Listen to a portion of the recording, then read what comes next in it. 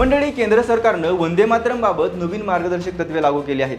गृह मंत्रालयाच्या आदेशानुसार वंदे मातरम आता सरकारी कार्यक्रम आणि इतर औपचारिक मेळाव्यांमध्ये वाजवलं जाणार आहे। राष्ट्रीय भावनेचा स्पष्ट संदेश देण्यासाठी यावेळी सगळ्यांनी उभं राहणं बंधनकारक असणार आहे। सोबतच यापुढे राष्ट्रगीताच्या आधी वंदे मातरम गायलं जाणार आहे। तसंच आतापर्यंत मूळ वंदे मातरम गाण्याच्या 6 परिच्छेदांपैकी फक्त पहिले 2च परिच्छेद गायले जात होते, पण आता संपूर्ण वंदे मातरम गावं लागणार आहे। आणि राष्ट्रध्वज फडकवणं, राष्ट्रपतीचं कार्यक्रमांमध्ये आगमन तसंच प्रत्येक अधिकृत प्रसंगी वंदे मातरम गाणं अनिवार्य करण्यात आले। याबाबत केंद्र सरकारनं 28 जानेवारीला मार्गदर्शक तत्त्व जाहीर केली आहेत।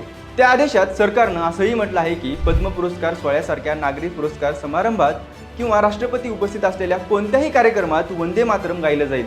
सरकारच्या या नवीन मार्गदर्शक तत्त्वाबद्दल तुम्हाला काय वाटतं ते आम्हाला कमेंट करून नक्की सांगा आणि सोबतच आपल्या विशेष भारीच्या पेजला फॉलो करायला विसरू नका।